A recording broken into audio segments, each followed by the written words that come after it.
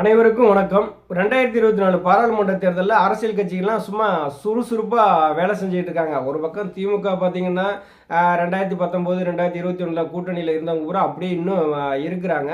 அந்த கூட்டணியோட பேச்சுவார்த்தை எல்லாம் ஒரு பக்கம் நடந்துகிட்டு இருக்கு. இன்னொரு பக்கம் பார்த்தீங்கன்னா ஐயா ஓபிஎஸ் அவர்களுடைய தலைமையில் திமுக எதிர்க்க ஒரு வலிமையான கூட்டணியை உருவாக்கணும்னு சொல்லிட்டு அந்த கூட்டணிக்கான பேச்சுவார்த்தைகள்லாம் இன்னொரு பக்கம் ஓடிட்டு இருக்கு. இடையில ஒரு ஆள் குறுக்கு மறுக்குமா ஓடிக்கிட்டு இருக்காரு. அதாவது எப்படின்னா ஆரம்பத்திலே அறிவிச்சிட்டாரு, இதே தேர்தல் அறிக்கைக்கு ஒரு தனியாக ஒரு குழுனாரு, அதுக்கப்புறம் வந்து தொகுதி பங்கீட்டுக்கு ஒரு குழுனாரு, கூட்டணி பேச்சுவார்த்தை நடத்துக்கு ஒரு குழுனாரு. அந்த குழுவாகவே இருக்குது தவிர தலைமை கழகத்தில் யாரும் வந்து கூட்டணியை பற்றி பேசுறதுக்கு எந்த கட்சிகளும் முன் வரலை. கூட்டணியில் ஏற்கனவே இருந்த கூட்டணி கட்சிக்காரங்களுமே வந்து விலகி ஓடிட்டாங்க. வேற யாருமே இல்லை. எடப்பாடி பழனிசாமி மட்டும்தான் தலைமை கழக அலுவலகத்தில் வந்து சும்மா ஏதோ வேடிக்கை பார்த்துக்கிட்டு இருக்கிறாரு. எட்டி பார்த்தோம்னா இங்கே பார்த்தீங்கன்னா ஐயா சொன்னது மாதிரி தான் அங்கிட்ட ஐஸ் விற்கிறவங்க தான் நிற்கிறானுங்க.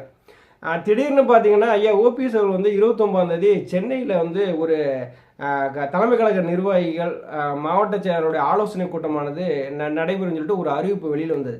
இந்த அறிவிப்பு வெளியில் வந்த உடனேயே எல்லா கட்சிகளுமே வந்து எதிர்பார்க்குறாங்க, இது என்ன மாதிரியான அறிவிப்பாக இருக்கும் அப்படின்னு சொல்லி எதிர்பார்க்குறாங்க.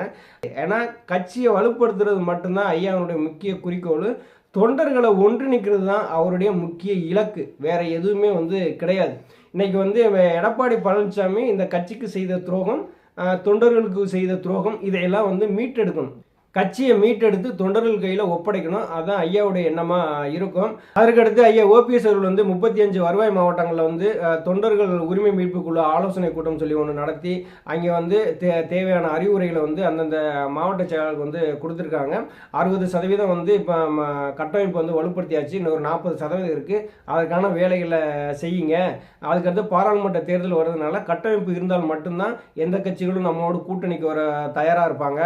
கட்டமைப்பு இருந்தால் தான் யாரையும் நம்ம எதிர்க்க முடியும் அப்படிங்கிற தோணியில் ஐயா அவர்கள் வந்து பேசி அங்கே இருக்க மாவட்ட செயலருக்கு ஒரு அறிவுரையை கூறினாங்க.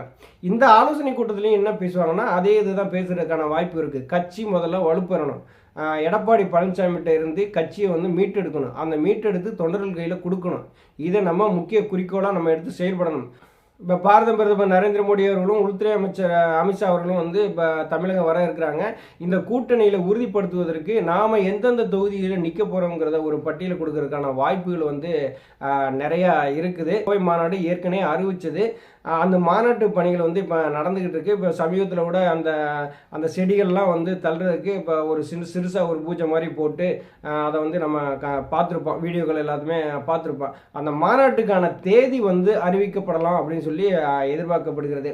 ஏன்னா எலெக்ஷன் நெருங்கிடுச்சு அப்படின்னா நம்ம அதற்கான வேலைகளை பார்த்துக்கிட்டு இருப்போம். மாநாடு நடத்த முடியாது அப்படிங்கிற ஒரு சூழ்நிலைக்கு நம்ம தள்ளப்படுவோம். அதில் கோவையில் வந்து முதல்ல மாநாட்டு நடத்தி முடிச்சிருவோம் அப்படிங்கிற ஒரு ஆலோசனை கூட்டமும் நடைபெறலாம். அது தொண்டர்களை எப்படி வரவழைக்கிறது, இளைஞர்களை எப்படி வரவழைக்கிறது, அதுக்கடுத்து பொதுமக்களை எப்படி வரவழைக்கிறது, பொதுமக்களுக்கு எப்படியான பாதுகாப்பை வந்து நம்ம உறுதி செய்கிறது, இதற்கான ஒரு ஆலோசனை கூட்டமாக தான் இங்கே நடைபெறும். இங்கே அரசியல் ஆலோசகர்கள் என்ன யோசிக்கிறாங்க அப்படின்னா ஓபிஎஸ் அவர்களுடைய இந்த ஆலோசனை கூட்டத்தில் முக்கிய முடிவாக என்ன எடுக்க போகிறாங்க அப்படிங்கிறத யோசிச்சுட்டு இருக்காங்க. ஏன்னா திமுக வந்து வலுவான ஒரு கூட்டணியில் இருக்குது. எடப்பாடி பழனிசாமி நம்பி எந்த விதமான கூட்டணி கட்சியினரும் முன் வந்து பேச்சுவார்த்தை நடத்தலை. ஐயா ஓபிஎஸ் அவர்களுடைய தலைமையில் வந்து இப்போ பிஜேபி, அமமுக, இன்னும் ஒரு சில கட்சிகள்லாம் வந்து ஒன்று சேர்றாங்க.